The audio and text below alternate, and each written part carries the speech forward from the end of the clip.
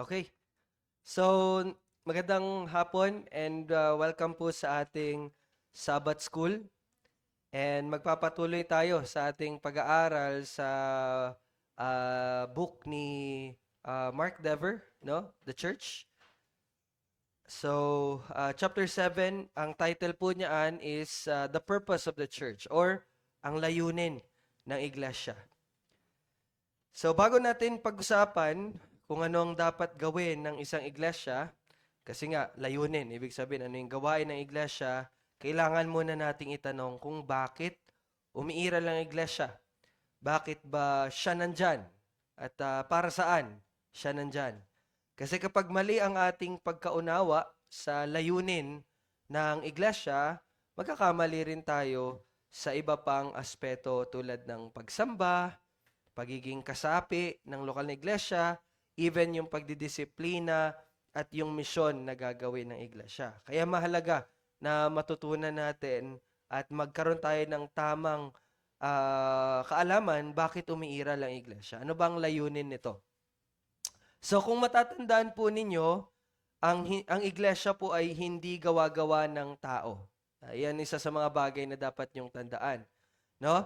Ito ay, ang iglesia ay umiiral sapagkat tinawag ng Diyos ang isang bayan para sa kanyang sarili. Natatandaan niyo yun? Yun ang tinatawag na, ano yan? Ang kalikasan ng iglesia. Kalikasan ng iglesia. No? So, natatandaan niyo ba yung summary?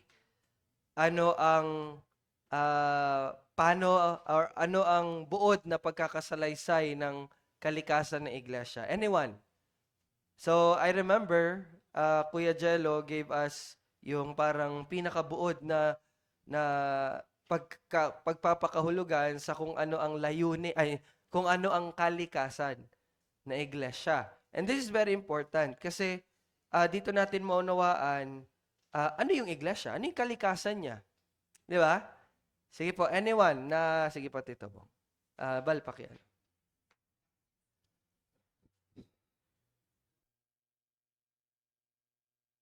Tandaan ko lang may apat yata yun. Yung, ano yung holy attribute? Ay, attribute of, ano pala yun?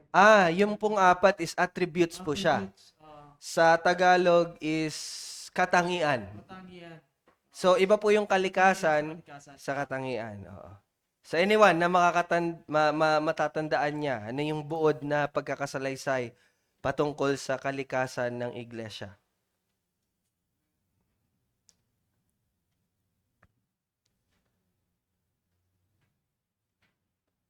Arshan, ikaw, tatanda mo ano yung buod na pagsasalaysay ng kalikasan ng iglesia? So, tatanungin ko rin sa online, kasama yan sila. Anyone, sige na. Hindi tayo makakaproceed. Kaya, tabi ko sa inyo, di ba, i-review ninyo. Ay, sige, sigab, parang may sagot. Ano yung sama-samang pagsamba sa Diyos sa pamamagitan ng sa pananampalataya sa pamamagitan ng Espiritu.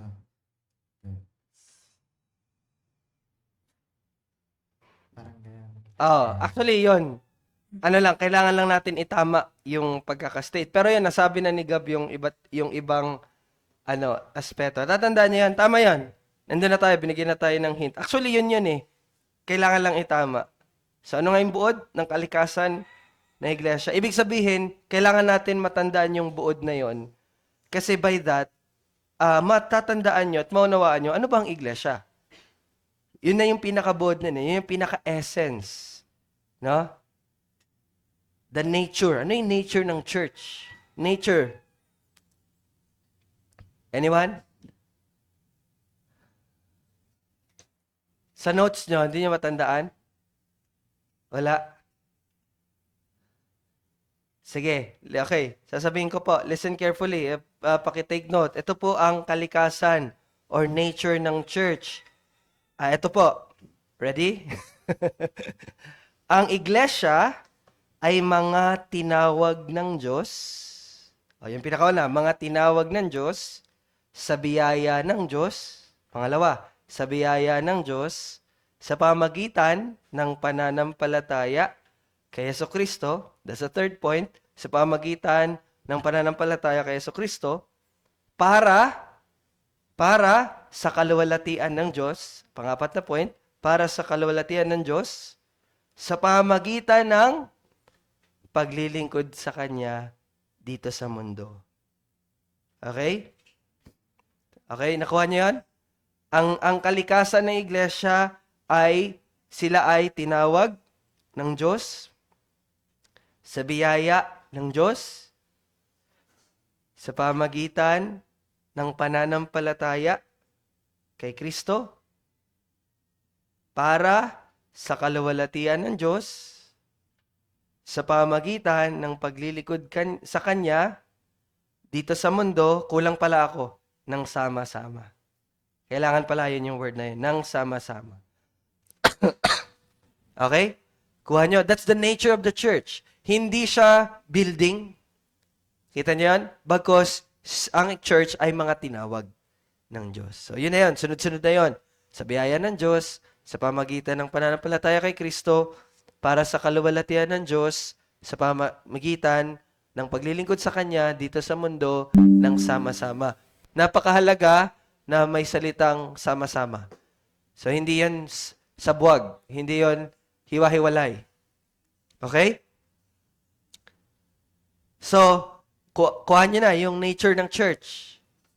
Okay. Ngayon, bago tayo magpatuloy ulit, mag-review muna tayo sa 6 na chapters na ating napag-aralan. So, kaya nga sabi ko nga po, di ba, we must review. And na-review na natin yung chapter 1. Yun po yung kalikasan ng iglesia. So, ano naman ang katangian ng iglesia? What are the attributes of the church? Ayan, sige po, Tito Bong. Ano nga po yan? Makinig kayo mabuti. Kasi mahalaga to sa chapter 7. So please listen carefully, no? May 4 na attributes o kalikasan Okay. ang church. Una yung one, holy, universal or Catholic. and apostolic. Okay. So remember, may 4 na katangian ng iglesia. Ito ay one, holy, universal or Catholic, and apostolic. Okay? Tatandaan nyo? May tanong muna ako sa inyo. Ano kaibahan ng kalikasan sa katangian? Para mas matanda natin, no? Ano kaibahan ng kalikasan sa katangian?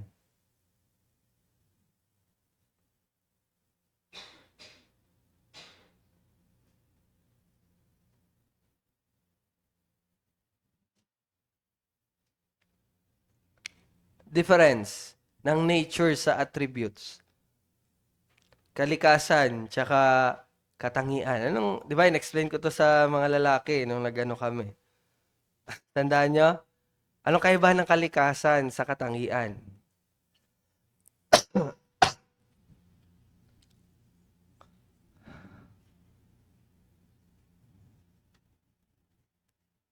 Sige po. Kalikasan sa katangian.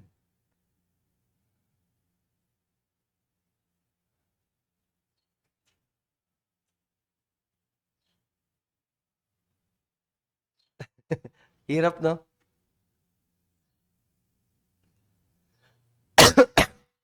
Sorry po.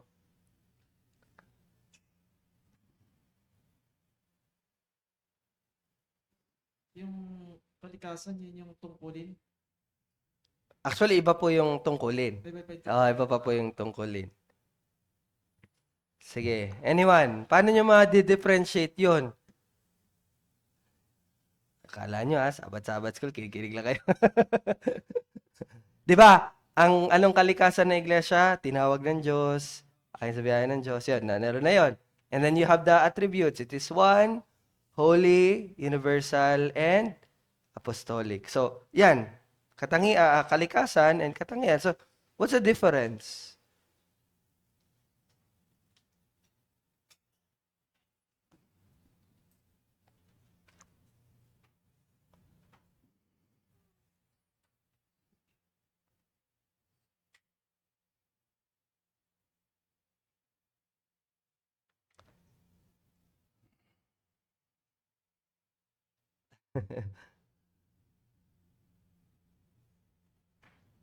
Daming dead air pag di-review nyo yung yung recording.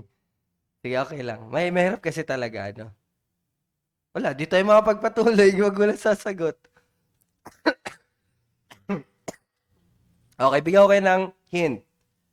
Kapag sinabi mong kalikasan, ang tanong na sasagutin kapag kalikasan is, ano ang simbahan?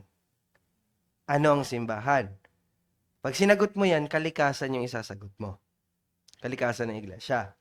Ngayon, ang katangian naman, ang tanong dyan is, ano ang ipinapakita nito? So, ang sagot mo dyan, yun yung katangian niya. Diba? Ano ang pinapakita? Magkaiba yung ano ang simbahan, anong iglesia, sa ano ang pinapakita ng iglesia.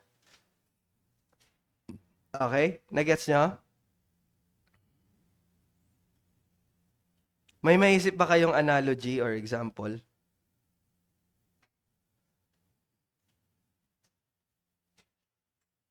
Sample, ano ang tao? Anong sagot? Anong kalikasan ng tao? Ayan, sige. Hindi, kalikasan. Wala nang battery. Okay. Ay, yun na lang, isang ano mo na, kasi hindi naman kayo sabay-sabay sama. Para ma-save lang to mamaya sa afternoon service. Hmm. Yung ano, Ano ang tao? makasalanan. So, yan ang kalikasan. Anong katangian ng tao?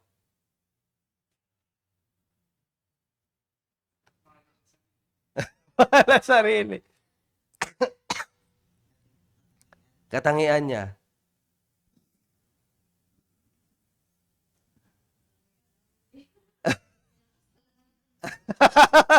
Ayun pala yung ano, katangian. Okay. Yung makasalanan. Sige, tapos?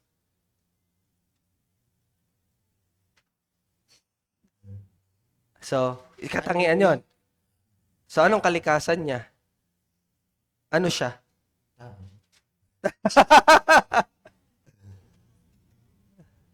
Hindi, ano nga ang tao?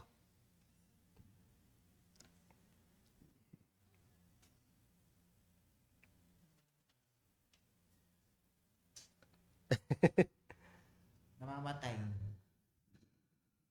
Namamatay ang tao. So, isa yun sa katangian ng tao. Okay, tama yun. Magandang ano yun. Pero ang hirap lang sagutin ano nature ng tao. Yun. Ang nature niya is, kalikasan niya makasalanan siya. So, because yun yung nature niya, makasalanan siya, yung attribute niya is namamatay siya. Pero actually, resulta yun ng kalikasan niya. Pero yes, pwede siyang matawag na katangian. Ang tao, namamatay. Ang tao, gumagawa ng kasalanan. Katangian yon. Bakit? Ano yung kalikasan niya? Makasalanan siya. Gets niya? So, balik tayo sa iglesia. Ang kalikasan ng iglesia is mga tinawag ng Diyos.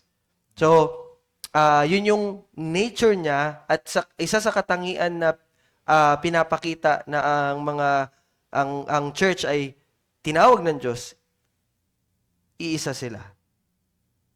Isa lang kasi ang tinawag ng Diyos. Kumbaga, makakatulong yung katangian para mas maunawaan natin yung kalikasan ng iglesia.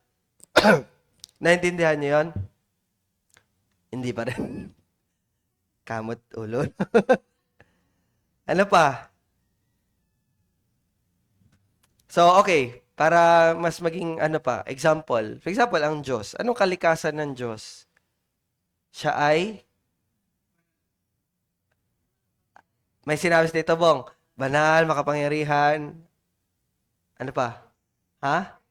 Righteous. Ano yan? Kalikasan or katangian?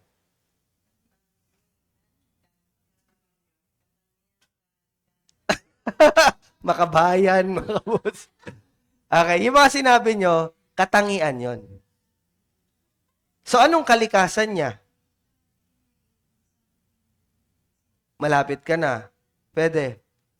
Ano yun? Kapag ganun, hindi siya created. Ibig sabihin, ano siya?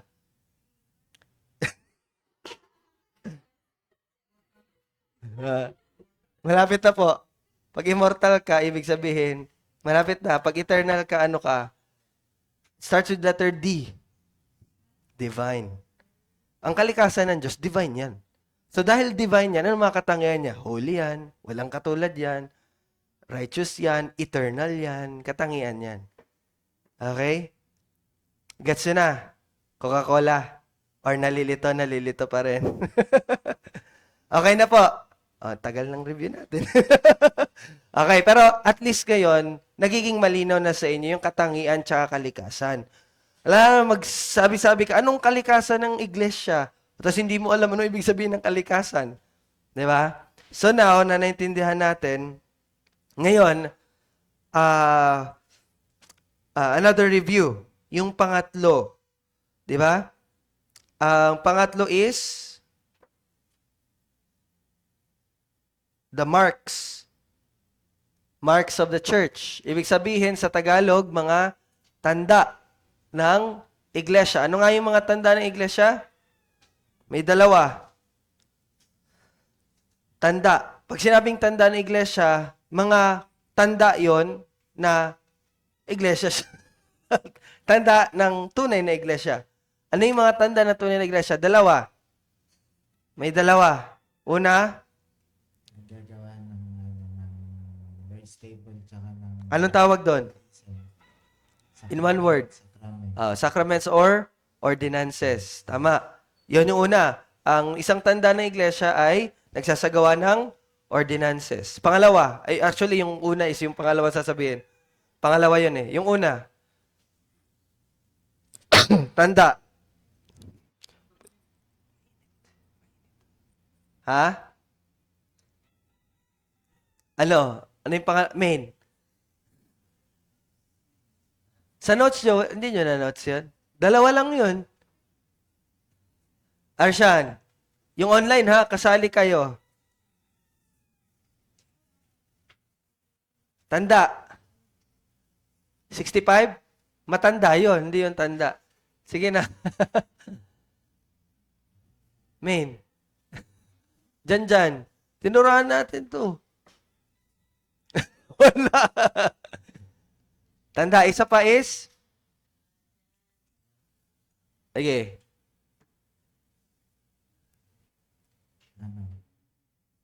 Nangangaral ng tama sa pulpito. Okay. Or, medyo medyo specific. Generic mo. Yung general niya. Tama na yun. Nangangaral ng salita galing sa Tama na eh. Naano dati. nangangaral ng tama Anong pinapangaral niya? sa Biblia. Okay. Ng salita. Salita. Okay. So, isa sa, or pinakaunang tanda ng iglesia ay ang tamang pangangaral ng salita. So, tandaan nyo, yan yung tanda or marks of the church. Tamang pangangaral ng salita at tamang pagsasagawa ng ordinances. Okay? Mahalaga, so doon muna tayo, 1, 2, 3 muna tayo. Mahalaga na i-review natin ito dahil tandaan po ninyo, ito yung tandaan nyo para makita nyo yung kahalagahan. Ang layunin ng iglesia ay pinakasentro ng kung ano ang kalikasan nito, ano ang katangian nito, at ano ang tanda nito. So, ang dahilan po bakit po ni-review yung chapter 1 to 3, kasi, ulitin ko po, ang layunin ng iglesia, which is chapter 7, ay nasa pinakasentro ng kung ano ang kalikasan nito, ano ang katangian nito, at ano ang tanda nito. Naririnig niyo po ba yan? Ulitin ko po, kasi magulo kayo, baka din niya ma-nuggets. Ulitin ko po ha, ang layunin ng iglesia, ang pinakasentro ng kung ano ang kalikasan, katangian at tanda ng iglesia. Anong ibig sabihin nun? Pag sinabi mong ikaw yung pinakasentro ng kalikasan, ng katangian at ng tanda ng iglesia. Kapag ang layunin ang pinakasentro ng kalikasan, katangian at tanda ng iglesia, anong ibig sabihin nun?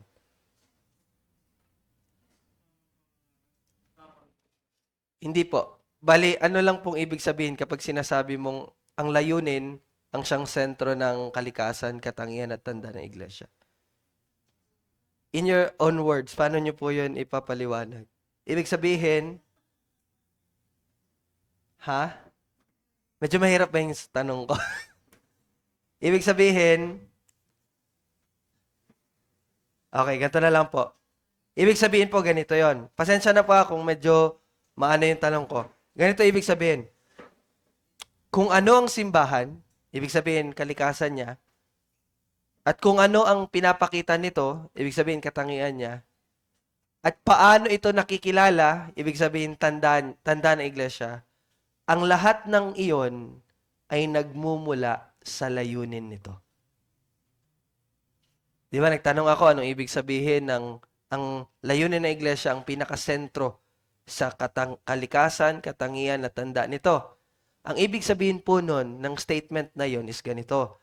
Kung ano ang simbahan, ibig sabihin yung kalikasan niya, at kung ano ang pinapakita ng simbahan, ibig sabihin yung katangian niya, at kung paano nakikilala ang iglesia, ibig sabihin tanda niya, ay lahat nagmumula sa layunin ng iglesia. Nakita niyo, ibig sabihin, ang pinakaugat pala, bakit ganyan yung kalikasan niya? Bakit ganyan yung katangian niya?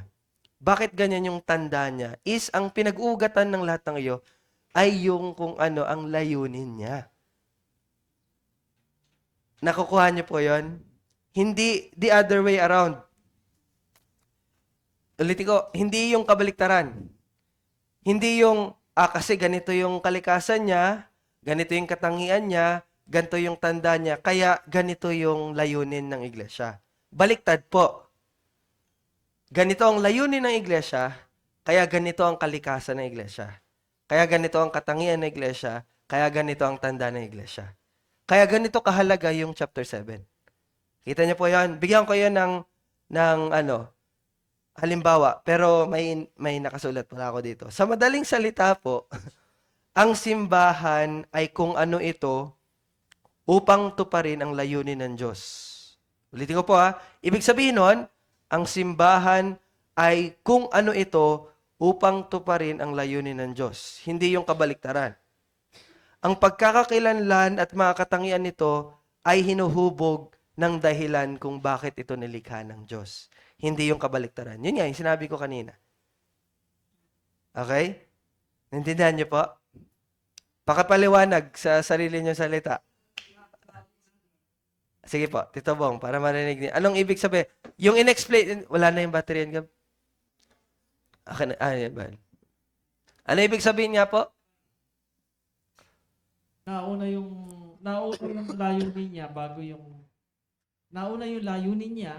yung mga bagay na gagawin niya. Yung kalikasan, Kalikasan, katangian, tsaka yung tanda. tsaka yung tanda. Okay. So, yun po. Okay. Yun lang. Nakigets nyo? Ibig sabihin, kahit nauna tayo sa chapter 1 to 6, ang lahat pala ng pinag-ugatan nun, yung chapter 7. Okay? Hindi baliktad. Again, hindi baliktad. Kaya, mahalaga na ni-review natin yung 1 to 6. Ngayon, 1 to 3 pa lang. Halimbawa, bigyan ko kayo halimbawa. For example, ako, may gagawin ako. Tas ang layunin ng gagawin ko ay upang mag-transport or ano bang Tagalog ng transport? Maghatid or hatid. Transport from point A to point B or from Kabgabin to Balanga, parang ganon.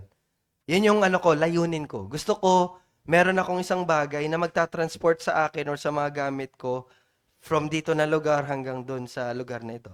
Yun yung layunin ko Yun yung layunin.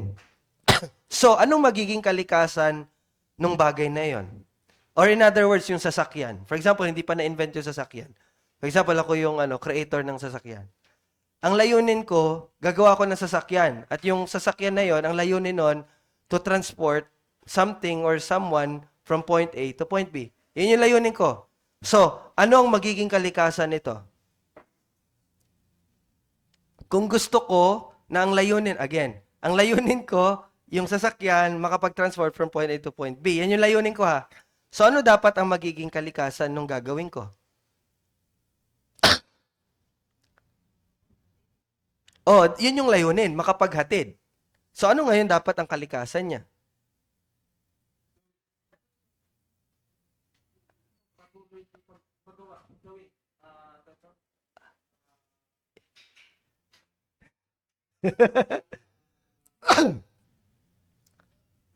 Pinakauna, kung gusto mo na makapag-transport siya, ano dapat kalikasan nun? Dapat yung bagay na yon, or, bubiyahe or, umaandar. O, dapat kalikasan niya, umaandar siya. Di ba? At ano pa? Kung gusto ko mag-transport, dapat ang kalikasan niya, pwedeng lagyan. Or pwedeng sakyan. Gusto mo mag-transport, di ba? So, gagawa ka ng isang bagay na pwedeng paglagyan. Gets yun na? O, ngayon, anong katangian nito? Kung gusto ko, ang layunin ko is makapag-transport. Anong dapat katangian? O, yun. Dapat mabilis to. Ano pa? Dapat? Ano po yun? Parang, yun na yung layunin, makarating. Ano pa? Yes, dapat matibay. Kasi, di ba? Hanggang Orion ka lang. Ano pa? Sikat yung Orion eh. Marami nangyayari doon. Ano pa? Dapat spacious, malaki. Di ba?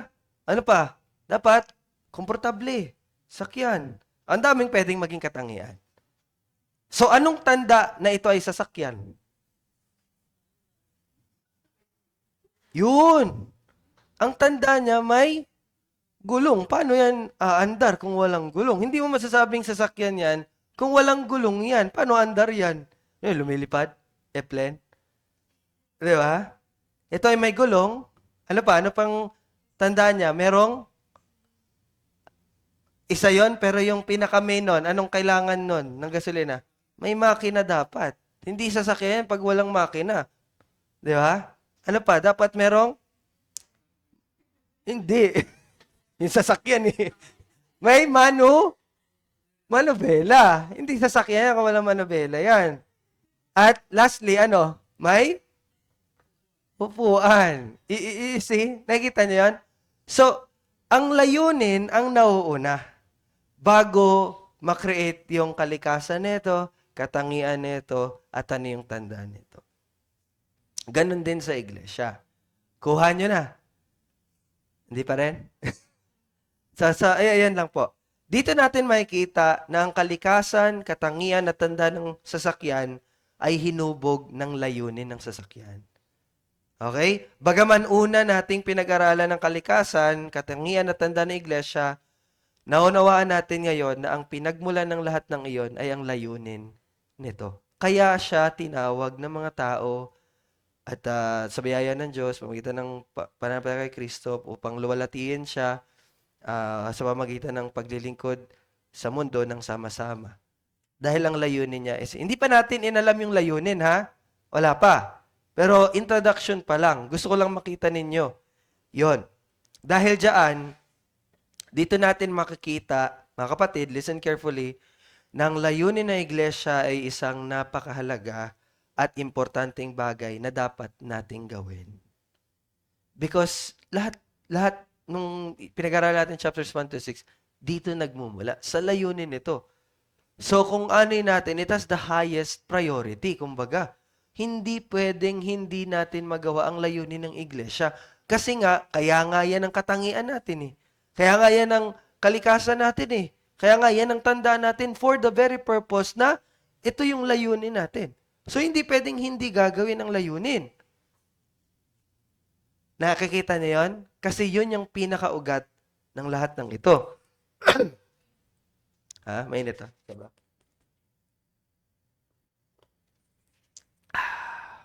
Hangatin na kasi, sorry. Dagdag pa rito, yung 4, 5, 6. Ano yung chapter 4? Membership of the church. Ang tamang pagsasagawa ng church membership.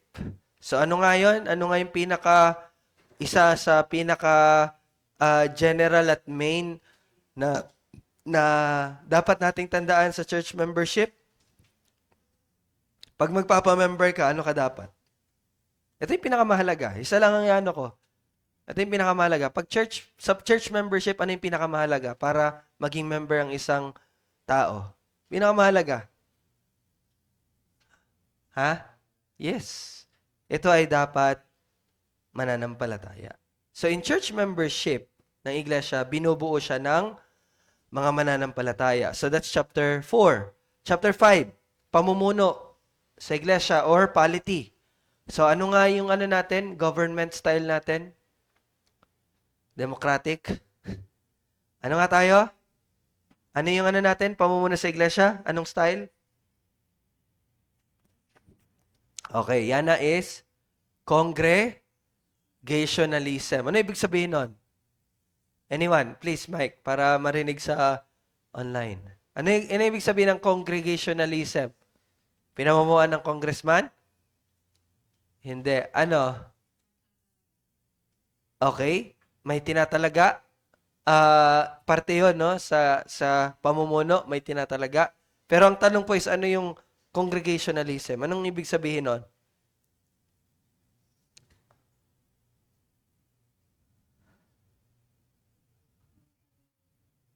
Okay? May accountability. Isa yun sa dapat gawin kasi nga congregationalist tayo. Pero ano yung ibig ko pong sabihin, ano yung pamumuno ng congregationalism? For example, sa Pilipinas, anong style natin? Ha? Republic? Tawag tayo? So, democratic. So, ang ano natin, ang pamumuno ng iglesia ng bansa natin is by the president.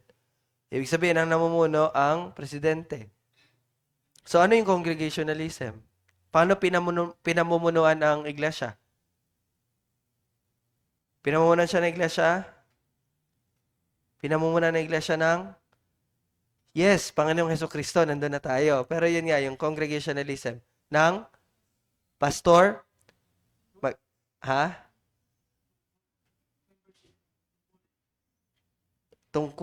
ang tanong po is, sino yung namumuno sa iglesia? Dalawa. Sige po, Tito Bong.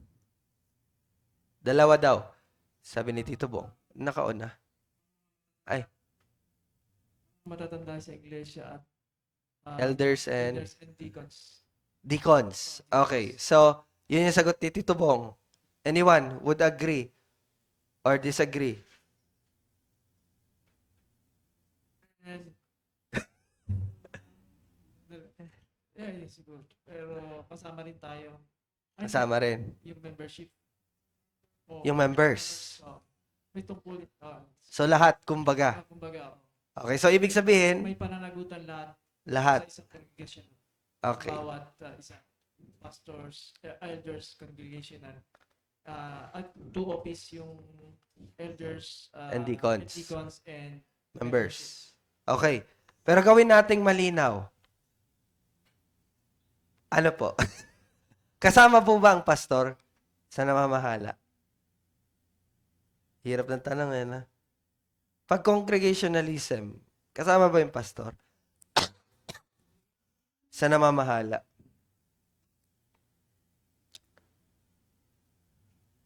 Sinong final word? Yes, yung Bible.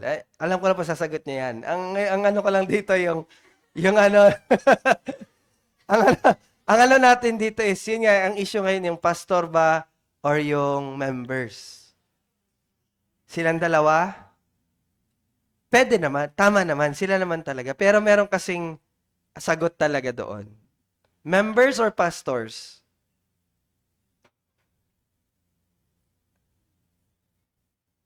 Sino magsasabi na pastor? Sige, para makasagot lahat. Sino magsasabi na pastor ang Final decision. Okay, Tito Bong, Lola. Ay, members ang sa inyo. Hindi pong pastor ang final word. Ang gulo, no? Ah. Pastor, okay. So, pastor, okay. Sabihin nilog. Pastor. Okay, sino ngayon yung sa members? Yung mga hindi nagtaas? Or yung iba, undecided? Uy, dapat sumagot kayo.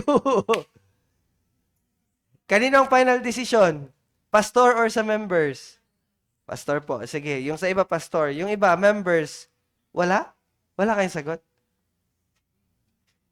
Walang both ha, walang both. I mean, both po talaga. Pero ang tanong ko ngayon, yung ano talaga, yung final.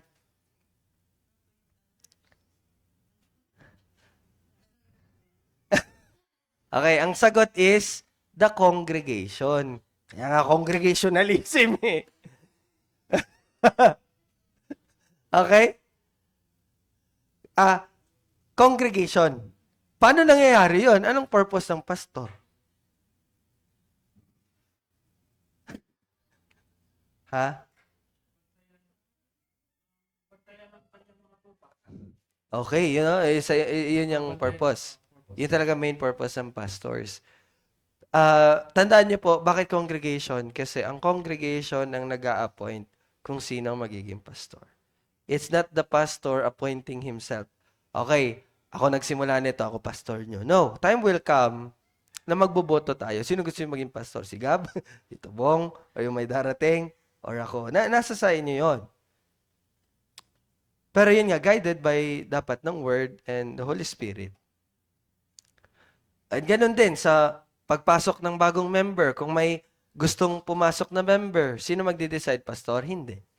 Ang magde-decide is the congregation. Hindi na niya? Kaya nga may boto-boto yan eh. Ayoko yan ipasok. Baka agawin yung boyfriend ko. Ay, mali na yon. Ayoko yan kasi, wag kasi nakita ko yan nung isang gabi, maliwanag ang buwan. Nasa ano. So, may mga ganon. Di ba?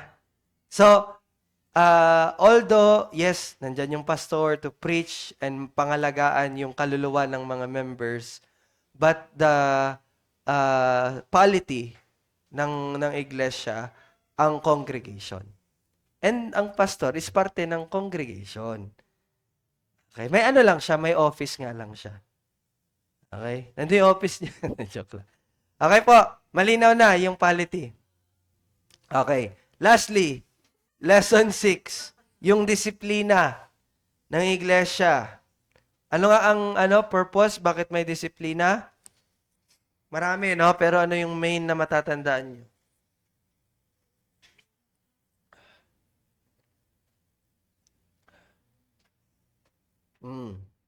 Upang panatilihin ang kabanalan. That's the main. Bakit may disiplina ang iglesia? Upang panatilihin ang kabanalan. At, related nan, panatilihin ang what? Panatilihin ang sama. Isa yon, pwede. Panatilihin ang related sa to maintain the holiness. Related doon.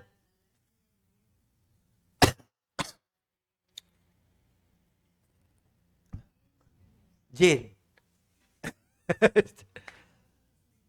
Panatilihin ang patotoo na iglesia. The testimony of the church. That's why we have discipline. Well, tama yon, yung pagkakaisa. Isa yon. Kaya nga may disiplina para manatili yung pagkakaisa natin. Okay? Pero the two main is upang panatili na kabanalan at patotoo ng iglesia. Kaya meron tayong disiplina.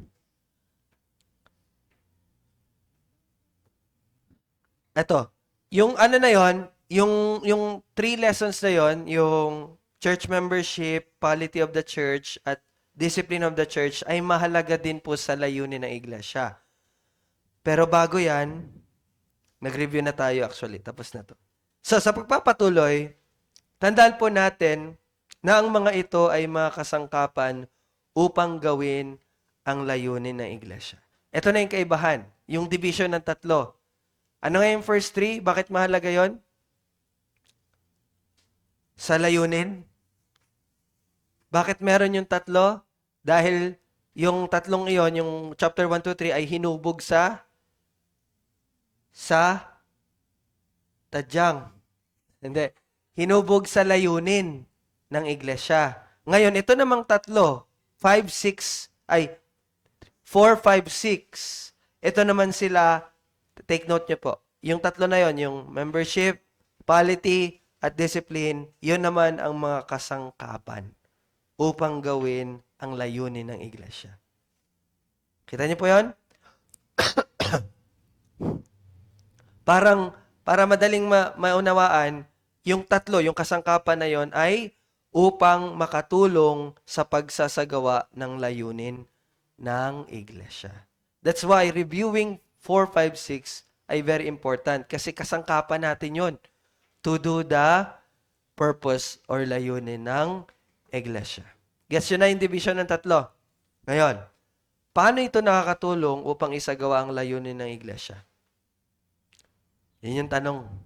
Paano yung 4, 5, 6, yung chapters 4, 5, 6 ay nakakatulong upang isagawa ang layunin ng iglesia? Sasagutin natin yan pagkatapos natin malaman ano ang layunin. Kasi hindi nyo masasagot yun kung hindi nyo alam anong layunin ng iglesia. Babalikan natin yung tanong na yon kapag nalaman na natin ang layunin ng iglesia. And there are 3 purposes. Please take note. Layunin ng iglesia, number 1, to collect $4 million. Ay, may napanood kasi ako. Grabe naman yung pastor na yan. Sabi niya, ngayong araw na to, dapat mabuo natin yung $4 million. Ayun na, tights na sila. Anyway, okay, 3 layunin ng iglesia. Number 1, ang pagsamba sa Diyos. Layunin ng iglesia ang sambahin ang Diyos. Pangalawa, ang pagpapatibay ng iglesia. Pagpapatibay ng iglesia. Grabe, no? The purpose of the church is to strengthen itself. Diba? 3, ang pagpapahayag ng ebanghelyo sa sanlibutan. Yung pangatlo, na layunin, pagpapahayag ng ebanghelyo sa sanlibutan.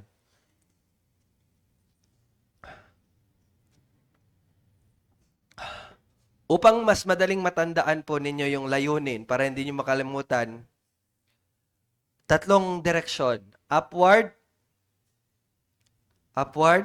or vertical na lang. Vertical, tsaka horizontal. Ano yung vertical? Upward, vertical, pagsamba sa Diyos. Layunin. Then, yung horizontal, dalawa yan. May inward, tsaka may outward. Inward, tsaka outward. Ano yung inward? Pagpapatibay sa iglesia. Outward direction, pag-abot sa mga naliligaw or yung pag-ebanghelyo. So, yun yung parang makakatulong lang. Ano ang layunin ng iglesia? Sambayan ng Diyos. Pagtibayan ng iglesia. Ebanghelyo. Diba? Nag-gets yun na? Upward, inward, outward. Diba? Okay ba tayo? Okay. Okay, yun yung 3 layunin. Ngunit, ang 3 layuning ito ay hindi magkakahiwalay. Lahat ng ito ay naglilingkod sa isang dakilang layunin. So although, dinivide natin sa 3, but this is the ultimate goal of the church. Ano yon? Yung 3 iyon, ano yon? Magkakasama yon to serve the ultimate purpose. And the ultimate purpose is, ano nga yung kalikasan ng iglesia? Upang luwalhatiin ang Diyos. So, ang layunin ng iglesia is to glorify God. Luwalhatiin ang Diyos. That's the ultimate purpose. That's why we worship God. That's why pinagtitibay natin ang iglesia. And that's why we are going to missions. Kasi, for the ultimate purpose of glorifying God. Kita niyo po yan? Okay. Kung isipin ng maigi, ang iglesia ay nagmumula sa Diyos at nananatili sa pamagitan ng Diyos at umiiral para sa Diyos. Yun yung ano natin. Kabuuan natin. We came from God, He sustained us, and tayo ay nandito para sa Kanya. Yun nga, parang through Him, by Him, through Him, and for Him. Okay? Yun po ang iglesia. Ngayon, ang tanong ulit. Paano nakakatulong ang church membership, polity of the church, and discipline of the church upang isagawa ang layunin ng iglesia? Doon yun na i-connecto. Una, sa church membership. Di ba? Hello? Nandiyan pa kayo? Hello? Okay. Okay. Di ba? Ang chapter 4, 5, 6 ay kasangkapan upang isagawa ang layunin. Di ba? Gets nyo? And ang layunin is 3. Pagsamba, pagpapatibay ng iglesia, ebanghelyo. Yun na lang, parang short term. Pag-ebanghelyo or pagliligtas sa iba. Okay? Ngayon, paano nakakatulong yung church membership, yung polity, yung government sa church, tsaka yung discipline sa church, una, upang sambahin ng Diyos. Paano nagiging kasangkapan yon to worship God?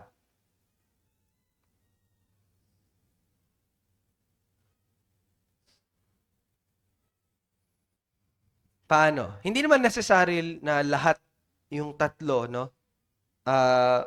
Isasagutin nyo. Pero kung i-analyze ninyo, paano yun magagamit para una, sambahin ng Diyos?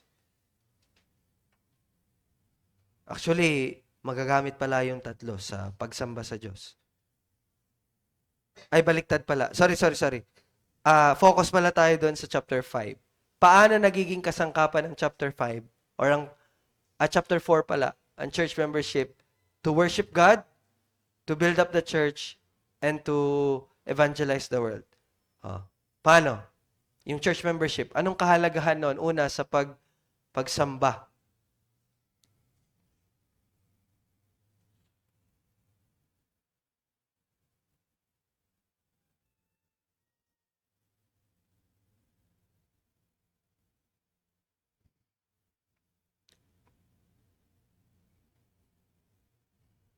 And dito lang tayo magtatapos sa tanong na to.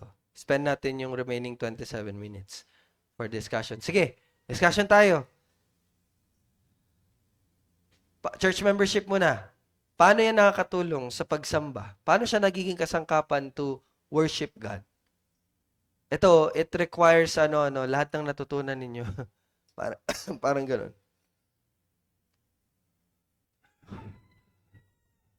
Bakit kailangan may church membership to worship God? Di ba?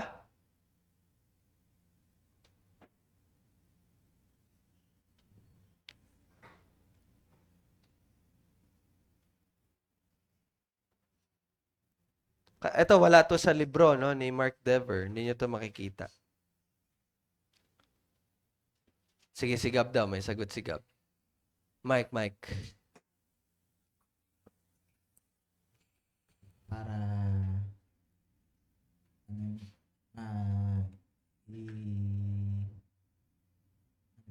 may sa buhay yung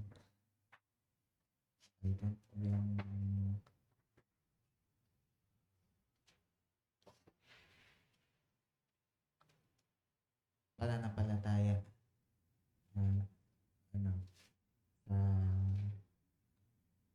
sa mga kasama sa iglesia. So, saan yan related? Sa worship or sa pagpapatibay sa iglesia?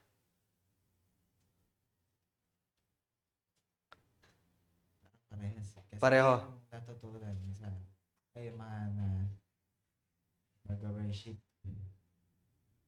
Tapos ma-apply mo sa Buhay. magpapatibay. So, anong kinalaman ng church membership doon? Paano siya nakakatulong doon? Hirap ng tanong no? Kasi nakakasama ko siya. Okay. So siguro, tulungan ko si Gab. Tama yung sinabi ni Gab. Kasi pag may church membership, ano ibig sabihin nun? Merong commitment. And pag may commitment, may unity, ano pa? Accountability. So it could help sa second purpose, yung pagpapatibay ng iglesia, yung church membership, kasi meron kayo accountability to one another and you have commitment to help each other. So kung walang church membership, hindi yun magagawa ng iglesia, yung layuning iyon. That's why church membership is important sa pagpapatibay ng iglesia. Nakuha niyo yan? O pangalawa, sa pagsamba. Anong kahalaga ng church membership? Sa pagsamba. And yung pagsamba na ito is specifically yung sa Sunday. Sige, paki-ano sa mic para marinig ng sa online. May tao pa ba sa online? Okay. Sa church membership po ba kasama din yung church polity doon? Magkaiba yun. Connect natin. Sige, kung gusto mo sumagot sa church polity, okay yun. Walang problema. Like, yung congregation nga po, pipili na isang pastor. And then yung pastor po yung parang nag-lead nga po sa pulpit. And doon po, dito yung tuwing Lord's Day. Ah. Po nag-focus mismo sa word sa pulpit. Okay. So, konektado parang inano ni Jean yung parang domino effect nun. 'Di ba? So, yung church polity is important upang magawa ng tama yung pagpipili or pag-ordain ng pastor na okay, palakas daw yung sasagot sa mic para marinig daw sa online. Okay. So, ganun ka-importante yung church polity naman, no? Na binanggit ni Jill kanina, para naman yun sa worship. So, kung walang church polity, kung hindi ganun natin church polity, magiging sabog yung ating worship. Sino mag-ano dyan? Di ba? Yung mga decisions na dapat gawin. So, ibig sabihin po, no? Ang church membership ay para masagawa yung pagsamba, and one of the specific na answer doon is kasi nga ang pag-worship sa God is to worship Him in spirit and in truth. Tama? And only the believers can do that. Only believers can worship God in spirit and in truth. So the church membership ay makakatulong sa tamang pagsamba sa Diyos. Kasi ang church membership ang nagtuturo sa atin na dapat ang members tunay na mananampalataya. Yan. Kaya nga, pag may gustong sumali sa iglesia, dadaan niya ng 6 to 1 year. Kasi itetest talaga buhay mo. Nagbabago ka ba? May kabanalan ba sa buhay mo? O pag wala ka na sa iglesia, iba na yung mukhang pinapakita mo. Diba? Itetest yan.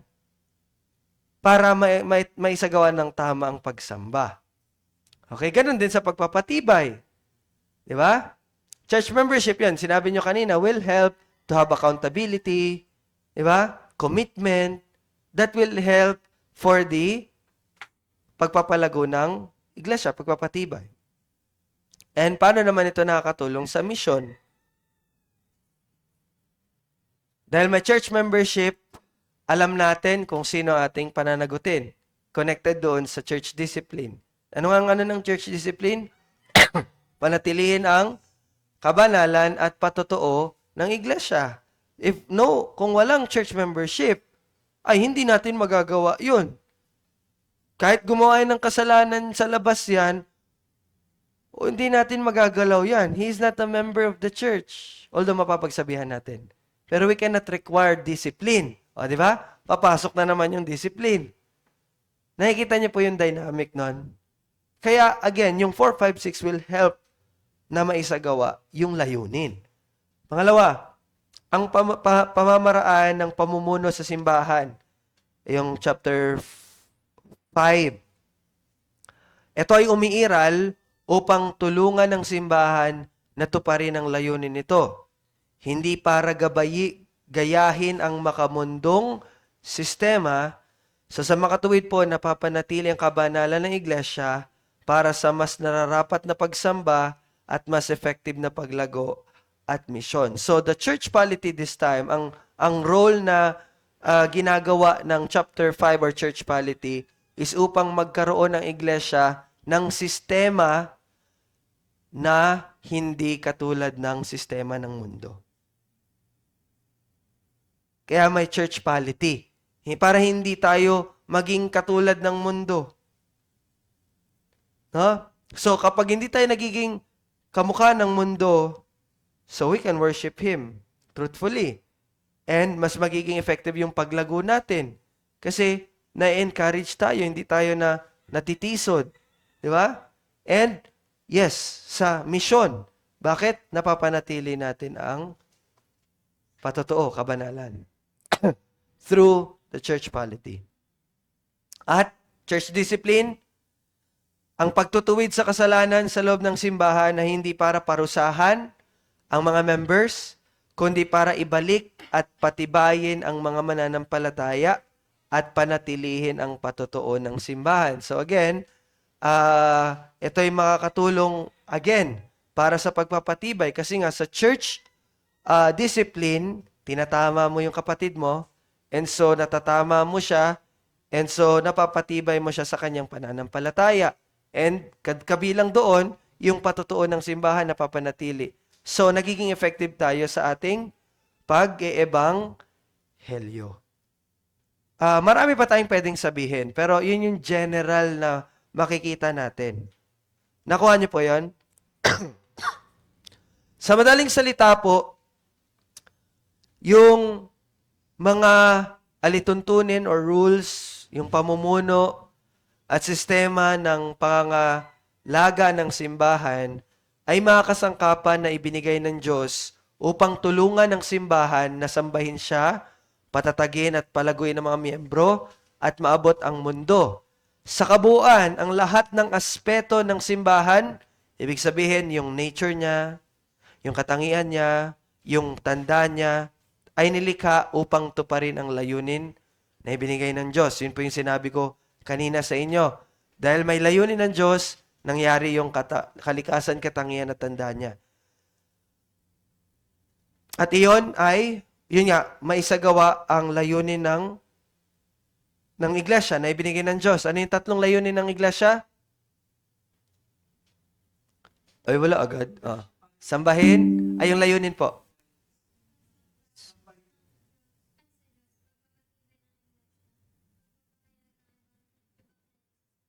Okay, sambahin ang Diyos, palakasin ang iglesia, at pagpapahayag ng ebanghelyo sa sanlibutan. Yun yung layunin ng iglesia. At ang pagiging miyembro at ang pamumuno at disiplina ay mga kasangkapan na ibinigay ng Diyos sa simbahan para gawin ang layunin kung bakit ito nilikha. So sinamarize ko lang po yung ating napag-usapan so far.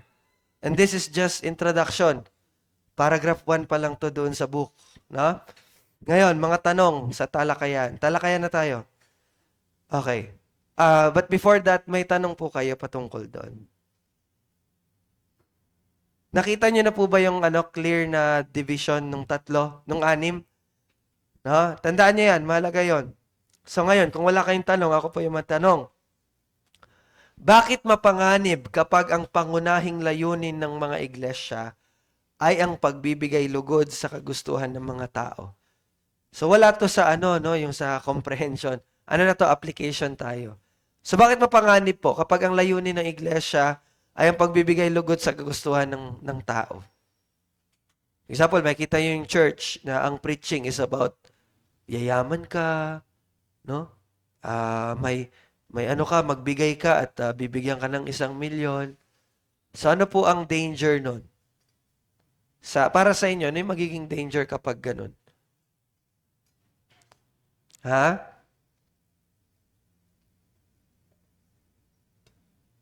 Ha?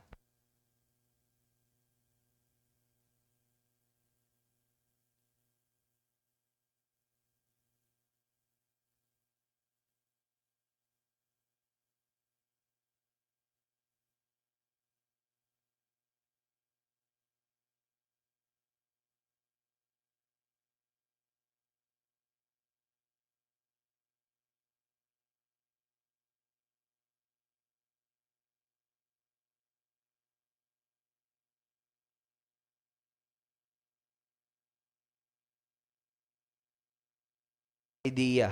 Sige po. Ano pong panganib?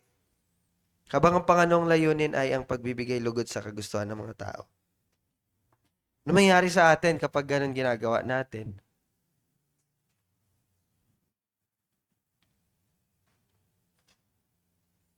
Wala kayong makitang ano. Ako, una niyan, ay sumagot. Una niyan, dadami tayo. Dami tayo. Di ba? Bilis natin dumami kapag ganun. Siyempre, ganyan gusto ng tao eh. Yung ang masunod yung kagustuhan nila. Dadami tayo. Dadami din yung magbibigay. Di ba? Dadalawan na yung aircon natin. Ayaw nyo ba yun? Ha? Malamig na. Sakto na yung isa. So, di ba, yun yung pwedeng mangyari. Paano naging danger yun? Danger is, wala sa atin ang presensya ng Diyos, no? Wala. Paano siya kikilo sa atin? Tao ninasamba natin. Di ba? So, sa anong paraan nabibigyan ng iglesia ng kaluguran ng kagustuhan ng mga tao? Ito na lang. Sa atin, kahit sa atin ngayon, may time naman na ang nabibigay ng kaluguran yung kagustuhan ng tao. So, sa pinag-aralan natin, lalong-lalo na sa chapter 4, 5, and 6, i-relate nyo lang doon, di ba? Sa anong paraan natin nabibigyan ng kaluguran ang kagustuhan ng tao? Sa anong paraan? In what way? Na ang nabibigyan natin ng kaluguran, yung tao, yung sarili natin, yung members, yung kasama natin at hindi Diyos. Para maiwasan natin. Ano po, pag-tolerate po ng kasalanan. Yun. Actually, yun yung nasa isip ko eh. Basa mo yun ah. Yun, pag-tolerate ng kasalanan. Ibig sabihin, ano ibig sabihin nun? Jill. Kapag pag tinotolerate, ano yung parang kadugtong nun? Ayaw sa disiplina. Or sa parte naman natin, hindi yung parte ng nagko-correct, ayaw mag-correct. So, kapag hindi natin kinokorek yung kapatid na hindi ayos yung ginagawa, ang nabibigyan natin ng kaluguran, yung kagustuhan ng tao. So ngayon, anong gagawin natin? Gusto nyo ba na yun ang gawin natin or gusto nyo na ang bigyan natin ng kaluguran yung Diyos? Tanong ko po sa inyo, ano pong gusto nyo? Ha? Dapat marinig. Sabi pa namin dati sa previous church. Yung sinasabi niya, naririnig yan doon.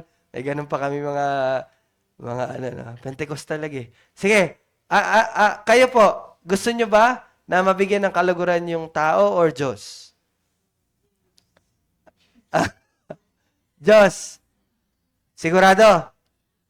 Sino dito yung gustong bigyan kaluguran yung tao? Wala. Pag may nagtaas ng kamay, automatic, dismembership na yan. So, wala naman. So, ang gusto niyo po ay bigyan kaluguran ng Diyos. Ngayon, anong gagawin natin? Base sa sinabi sa sagot ni Jill, dapat sa inyo maggaling para may sisingilin ba? Since na makaka-ara, Joy. So, since sa ganon, konektado, anong gagawin natin ngayon? Sige, ikaw sumagot. I-record nyo yan. Record. Yung mic. Sige. Sige, Ara Joy. Since sa konektado doon sa sagot ni Jill. Sabi niya, binibigyan natin kaluguran ng tao kapag tinotolerate yung kasalanan. And sabi nyo, gusto nyong bigyan kaluguran ng Diyos. So ngayon, ang tanong sa'yo, anong gagawin dapat natin? Ayun, kumbaga. Lakasan mo daw, sabi ni Arshad. Para marinig daw. Yung mga nagsasagot sa mic. Sige. Anong gagawin natin? Ayun, kumbaga parang yung puso na mapagpakumbaba. Kumbaga, Okay, sa yon. na ano, Saan? Kumbaba para saan? Sa pagkukorek, kumbaga. pagkokorek. Hindi sa kapag kinorek. Or pareho. Pareho. Okay, ulitin mo. Dapat Magpakorek, kumbaga magpadisiplina. Ganun. tsaka mag-correct. No? O, sabi po ni Ate Ara Joyce, no? Ganun po ating gagawin. Gagawin ba natin yon? Ha? Okay, simulan na natin. Sorry. Simulan na natin. Okay, hindi, ano lang po, no? Para lang maging malinaw sa atin yung dapat nating gawin. So, we have to correct. Kapag may nakita, again, kung nakinig kayo sa preaching ni Tito Bong nung last week ba yan? Last week ba yan? Yung sa pamilya? Last week ba yan, Tito Bong? Yung loving one another. Tapos ang paano gagawin yun is tamang pagmamahal sa sarili, pagmamahal sa pamilya. Inano ba doon yung pagmamahal sa pamilya is yung pag-correct? Nandun ba? Oh, yun.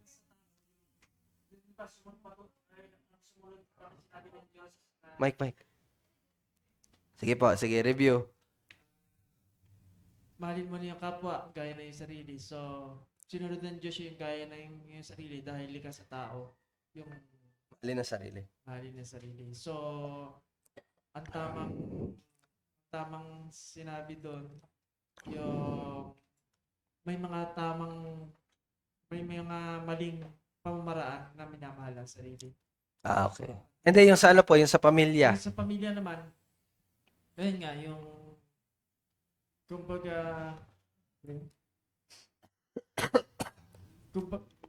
pagdidisiplina o yung Ayun, kasama yan. kasama yan yung Na-mention yon. Oh, Okay. So, malinaw naman po. So, magsisimula talaga sa pamilya din. Okay po? Okay. So, another tanong. Alin po sa tatlong layunin na binanggit kanina, layunin ng iglesia, ang madalas labis na binibigyang diin o napapabayaan ng mga iglesia sa kasalukuyan? So, sa atin po, ano sa tingin natin yung layunin, di ba tatlo yung layunin, na nabibigyan natin ng diin muna. Nabibigyan diin. Ibig sabihin, nabibigyan natin ng importance. Ano sa tatlo? Ang nabibigyan natin ng importance. Sa ngayon, sa estado natin. Ano yung mas napaprioritize natin or nabibigyan natin ng parang maayos naman yung paggawa natin? Saan sa tatlo? Wala. Lalagot tayo. Wala. Sa tatlo, na layunin, ano doon yung, sige, may sagot si Jill. 1, 2. 1, 2, yung pagsamba sa Diyos, tsaka pamatibay sa iglesia. Yes, no? By God's grace, nagagawa natin yun. So, ibig sabihin, ang napapabayaan natin is pagpapahayag ng Ebanghelyo sa sanlibutan. Tama-tama, third Sunday ngayon, no? Yay! So ngayon, sa tingin nyo, bakit tayo mahina sa pangatlong layunin? Sa estado natin, huwag nating isipin yung ibang church, no? Sa atin, ba't mahina tayo sa pangatlo? Okay? Isa is, hindi daw nag-aaral ng salita. Ibig sabihin, mahirap magturo or mga aral ng Ebanghelyo kasi nga, yes, wala tayong confidence kasi wala tayong pag-aaral. Ano pa? Yung nagiging dahilan. Yun lang ba? Ano pa?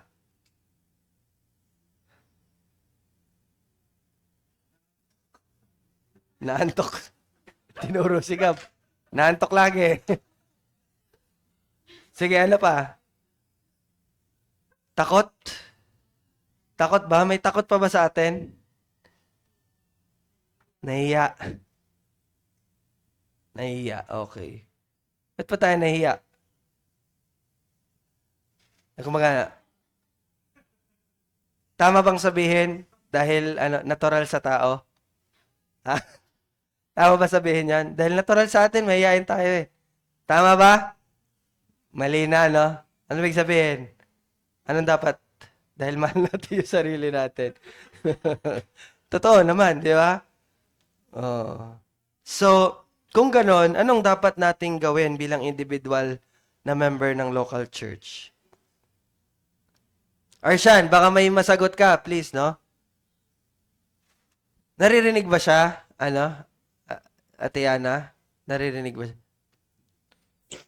Kinig-kinig lang po ako, kuya. Nakikinig lang po ako. Sige, sige. So ano po ang gagawin natin? So syempre kung kulang sa aral, mag-aral. No? Kapag yun naman nahihiya or tinatamad,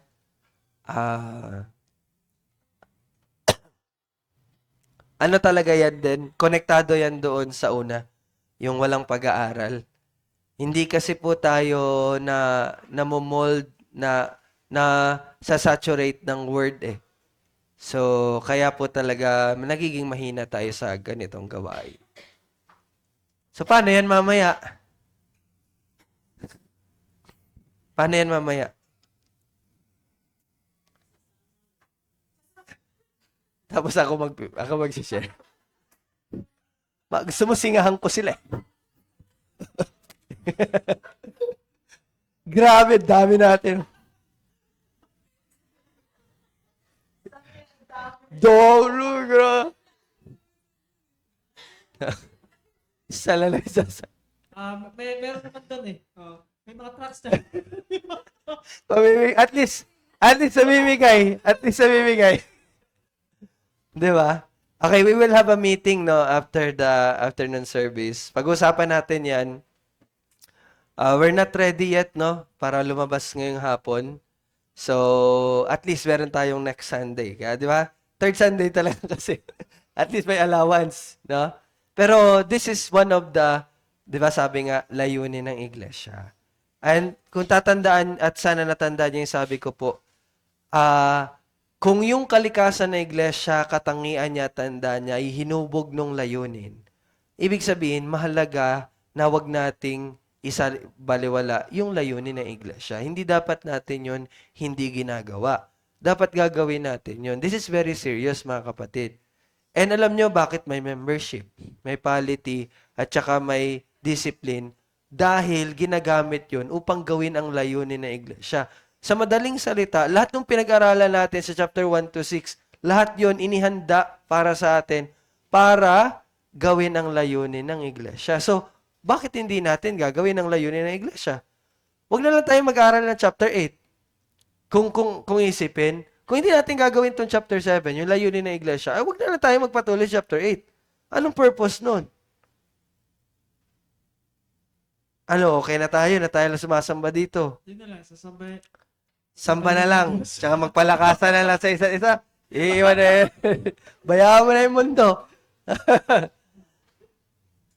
Pero kaya lang wala tayong takas kasi sa pagsamba natin, as we worship God, sasabihan tayo ng salita ng Panginoon, no? Na ang pagmamahal ay hindi lang pagmamahal sa kapwa, but love your enemies. At hindi lang enemies, neighbors. Di ba? And lahat yan, masasabi mo bang enemies sila kasi hindi sila mananampalataya? Hindi.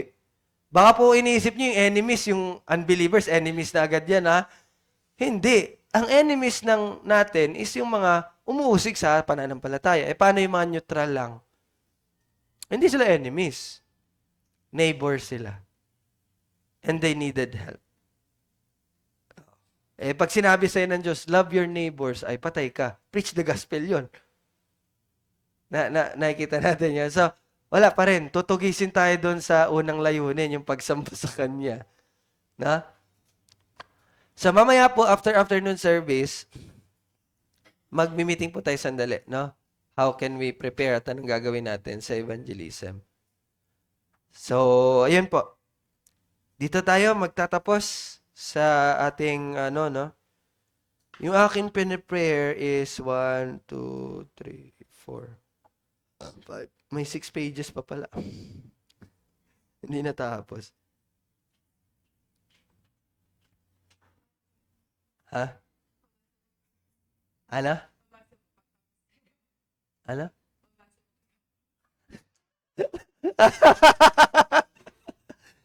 Sabi ko, 6 pages pa bago matapos saan na tayo. 3 pages pa lang nabasa ko eh. May 6 pages pa. Sabi ni Jamie, pabasa mo kay Papa, tapos yan. Okay. Pause mo na-record na yun. Sige, okay lang. Para habang nag-aaral kayo, natatawa kayo.